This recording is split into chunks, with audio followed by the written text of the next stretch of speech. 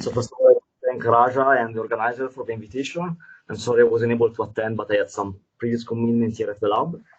So we'll discuss a little bit the interplay between low energy constraints on beyond the standard model physics from the precision frontier and how they compare with high energy constraints. And I will try to convince you that effective field theory, like the standard model effective field theory at high energy or chiral effective field theory at the nuclear level, are very important tools to systematically connect the two frontiers. So for this audience, I don't need to justify why we are looking for new physics. So usually we have a couple of ways to look for new physics, either at the energy frontier using colliders. In this case, we are trying to create new particles at, for example, at the Large Hadron Collider, or study their effects on real processes. And these studies lead to plots like this one, which are taken from the Atlas standard model public results page. And here you see that the comparison between theoretical prediction and data for several electron cross-section over 5 or 6 order of magnitude is amazingly good. And as we heard in the talk by Bernard just now and by Marius this morning, there will be progress on calculation of these processes, so we can hope to achieve even better agreement with data, or maybe see some deviation at some point. For example, in this new cross-section that we have just started to assess on Higgs properties or triple boson. The second way is at the precision frontier. So at the precision frontier, what we are trying to do is to look for tiny indirect effects in processes that have no standard model background, or for which the standard model background is extremely precisely known. This is a picture, for example, of the Majorana demonstrator. It's a double beta, it's the neutrino-less double beta decay experiment, which was also developed here at Los Alamos. And experiments that fall in this category are electric dipole moment, various observable in K-on physics or B physics, the muon G-2, as we heard from Tom, neutrino-less double beta decay, or lepton flavor violation. If we naively convert the bounds that we get from these classes of experiment into a scale of new physics, just using naive dimensional analysis, we observe that the scales that are probed at the precision frontier are comparable, if not much higher, than the scales which are directly accessible at Collider. Again, in particular, we can subdivide these classes of observable in two. We have observable with standard model background, which include K-on physics, or G-2, or beta decay, or parity violating electron scattering. In this case, just to claim discovery, we need to be able to compute precisely the standard model background. And as we heard again from Tom, lattice QCD is a crucial ingredient in this field, as are effective field theories. And again, as you can see from this sketch, the scales that are accessible at this kind of experiment are quite close to the reach of a Large Hadron Collider. And this is extremely exciting, because if we see deviation at low energy, then we can immediately try to go at Collider and see if we can see the same effect. The second class of observable are observable for which there is no standard model background, or for which the standard model background is negligible.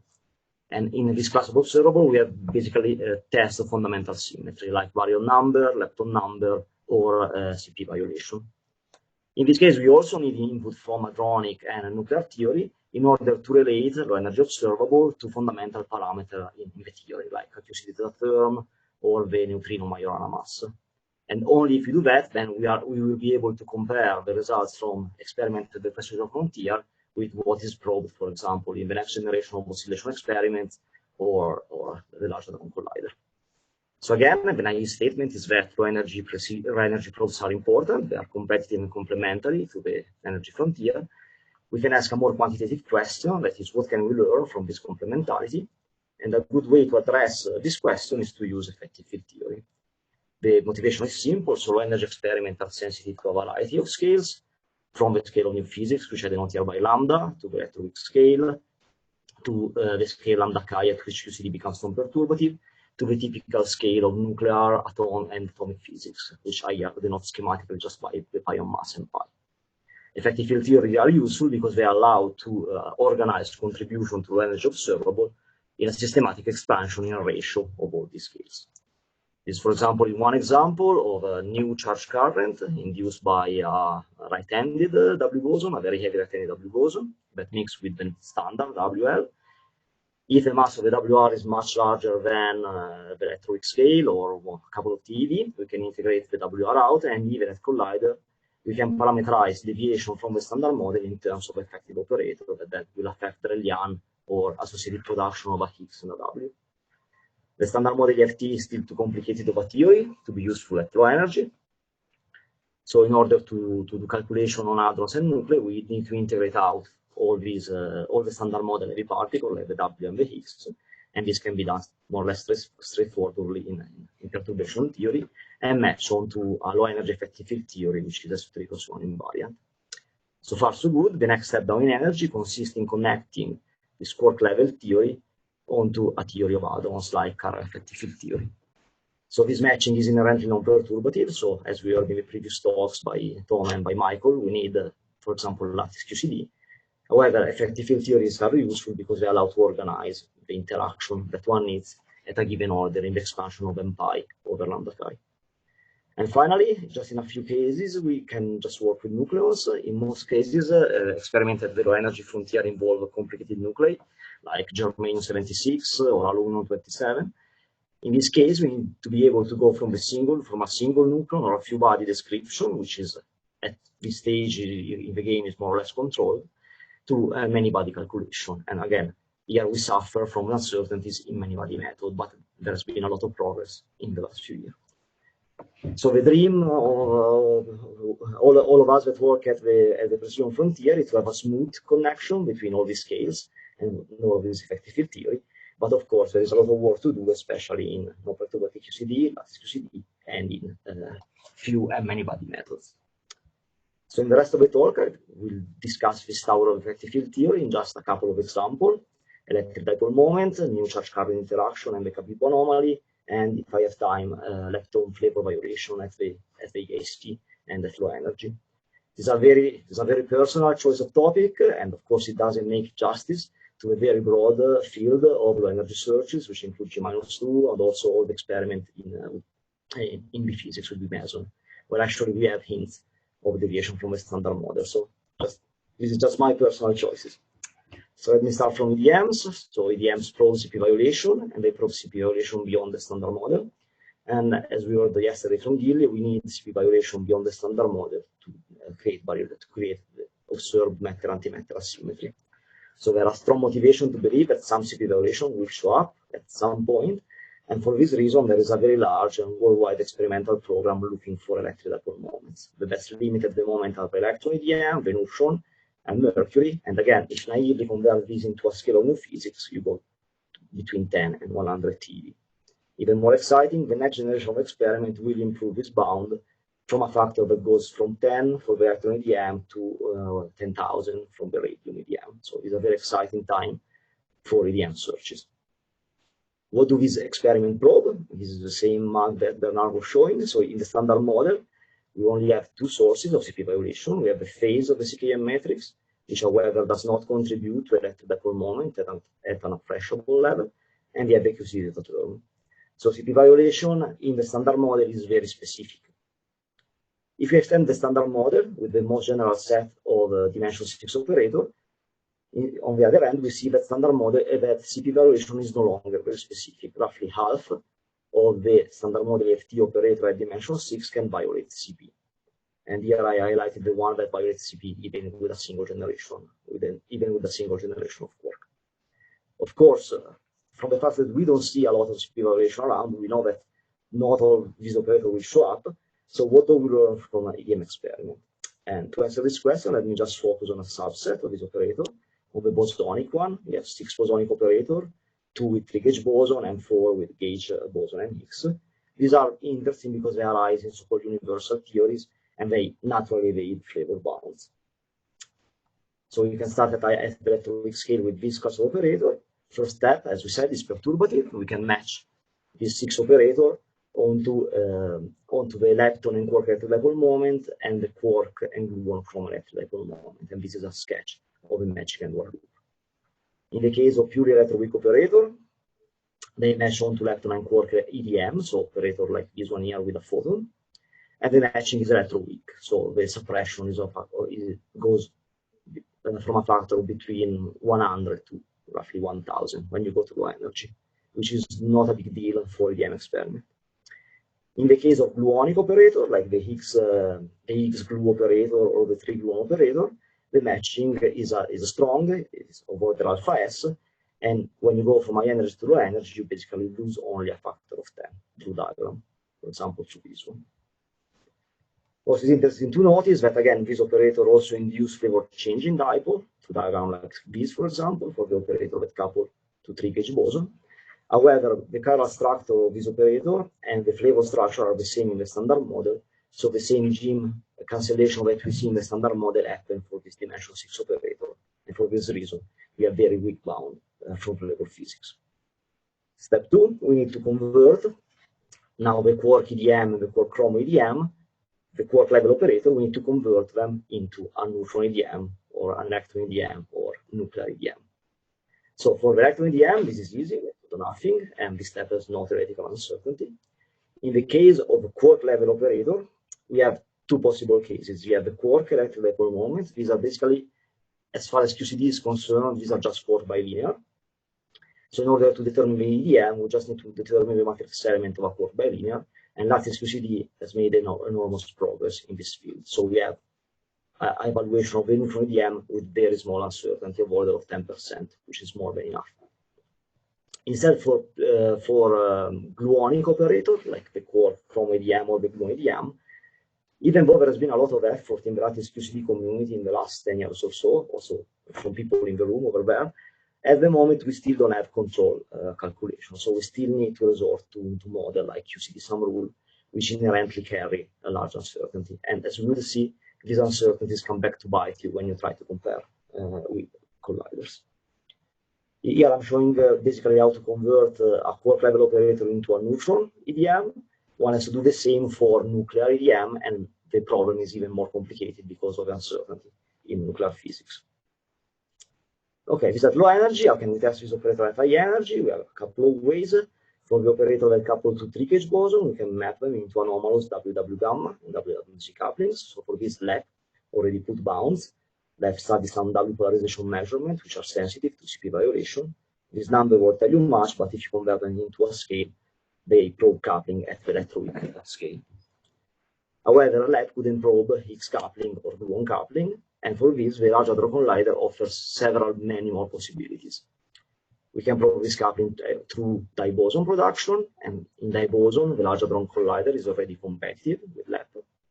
And then we can probe this coupling in Higgs production, for example, Higgs plus 2 jets, or Higgs decays, Higgs to 4 lepton, or Higgs to tau, and so on.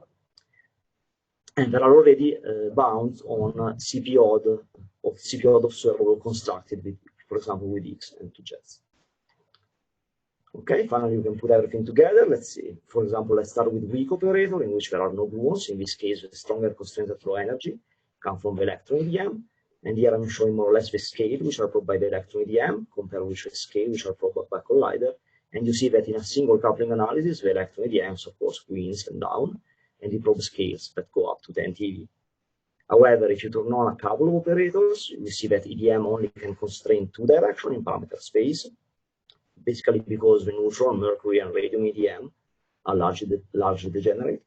And so in order to basically close the parameter space, one needs input either from B2S gamma, which is shown here by the very long bounds in one direction, or by, again, collider. And for this, we use projection by Bernlotter and collaborators. So again, it's going to be very interesting in a global, more or less in a global setup, to construct CPO observable at collider and see how they can probe the strong cancellation which are required to evade EDM bounds.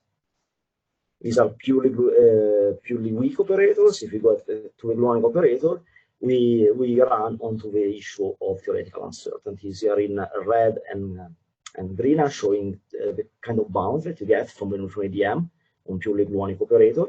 And red and green basically are two analysis strategies. In the green one, we are assuming that there are no theoretical error. Instead, in the red strategy, we are varying the matrix element in the allowed theoretical ranges. And again, these are not real uncertainty, they are just ranges that come from different, changing a few parameters in the models by which the matrix element were computed. And you see that the bound on the scale weakens by a factor of 5, which means that the bound of the coefficient weakens by a factor of 20. And you go to scales which are comparable to what can be probed at the Large Hadron Collider. And again, it would be quite interesting to have more and more probes of CP violation at the Large Hadron Collider. Okay, the second probe I want to discuss is the Kavli anomaly and non-standard charge current. So in the standard model, we know that the CKM is unitary, so VUD square plus US square plus VUB square have to sum to 1. In this game, VUB is irrelevant because it's too small for the uncertainty we are working at now. For VUD and VUS, we have several ways, we have 3 ways to extract them. So VUD is currently extracted by 0 plus to 0 plus beta decay, which is shown by this band here in blue with very small uncertainties. For VUS, we can extract it from semi-leptonic K2 binomial decay. Again, I show you the band in light red.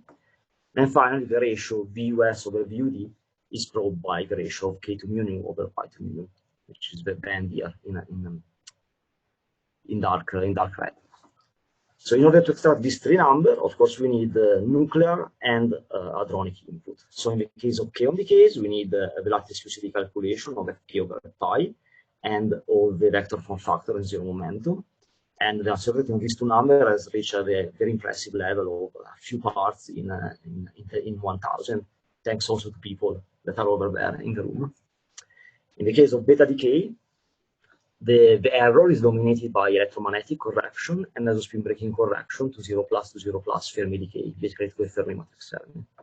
And also in this case, there has been a lot of progress in the last few years, starting from this paper by Chenya Seng, Misha Gorstein, Hiren Patel, and Michael Musor, which really restarted the field by obtaining a more precise value for the radiative correction with smaller error. Now, because of the improvement in the theory, we end up with an anomaly. So if you look at this plot, just in the kaon decay, you see that the extraction of US and VUD from kaon decay does not meet the unitarity line by more or less 2 sigma. If you also put VUD in the game, the discrepancy becomes more or less a 3 sigma discrepancy. Of course, this is, at least for VUD, is mostly driven by theory, so one should be very careful in evaluating the error that comes from nuclear theory. But if we take this discrepancy seriously, we can try to fit it, first of all, at low energy and then in the standard model FT and see if we can falsify it at colliders.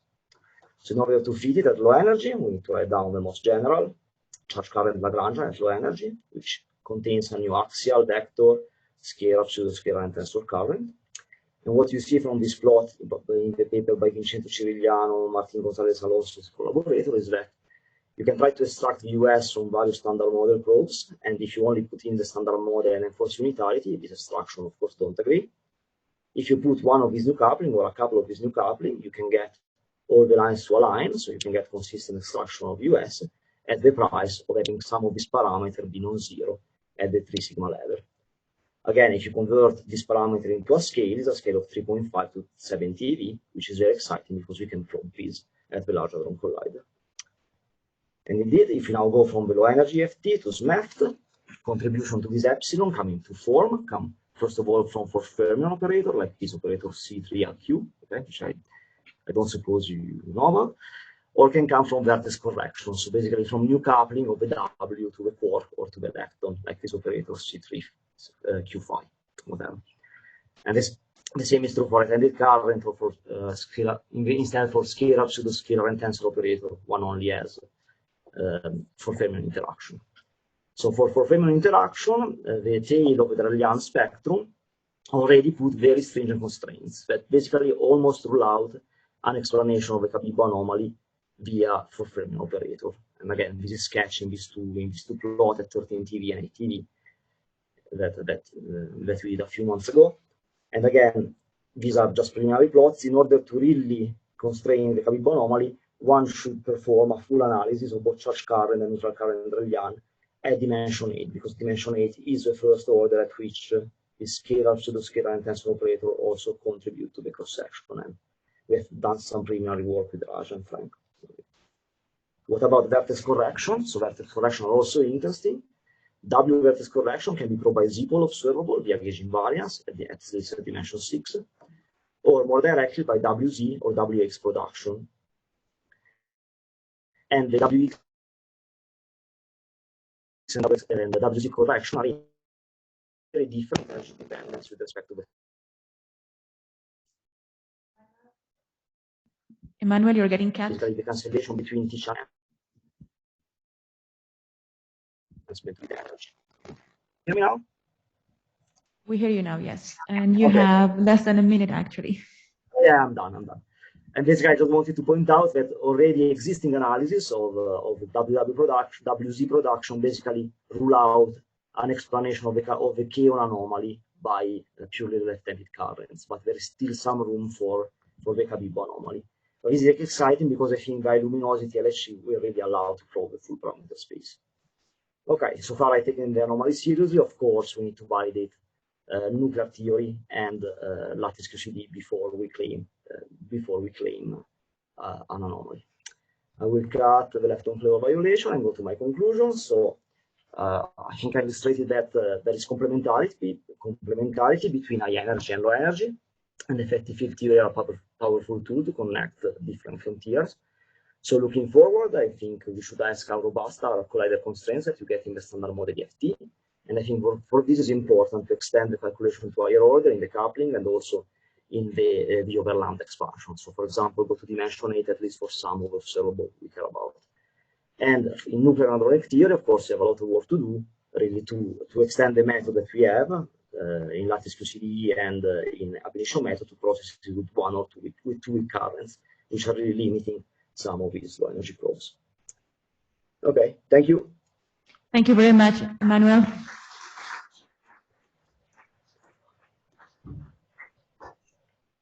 Questions from the room?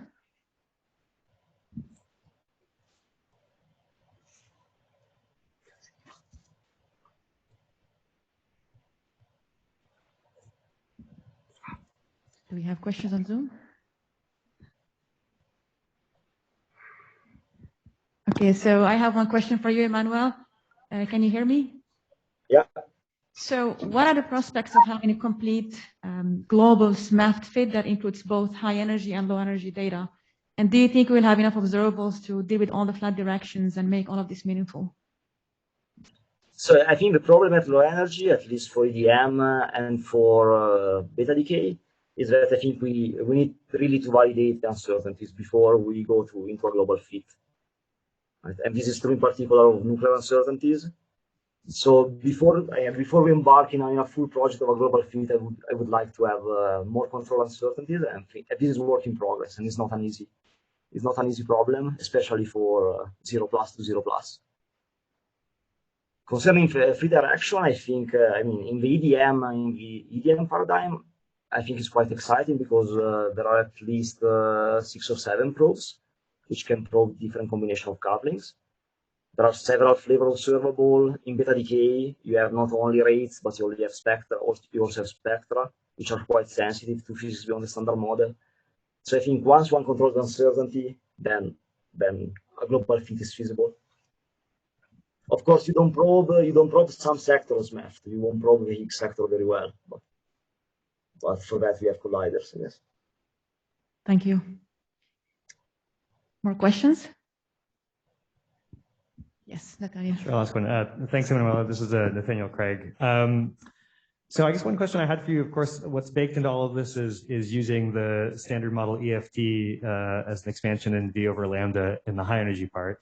And I guess there are situations where there are other ways maybe to organize the calculation. So one, of course, is using the Higgs EFT if electric symmetry is not well linearly realized in the UV, but also even if you can use the SMEFT, for some observables, of course, you could reorganize, for non-derivative operators, you could organize to all orders in V over lambda efficiently.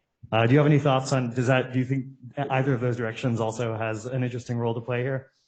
I think so. I think it should be explored. So I think, for example, for beta decay, the only things that you lose when you go to Higgs EFT or when you resum some of this dimension 8 contribution is the connection between neutral current and charge current. So which I don't think is a huge price to pay. So I think we should be flexible enough to implement both scenarios, Higgs EFT and standard model EFT. And for EDM, I think currently an analysis of EDM constraints on the Higgs EFT is missing, and I would be very interested in working on that actually. Okay, great, thanks very much. Okay, so if there are no more questions, we will move to the next talk of the session. Thank you very much, Emanuele.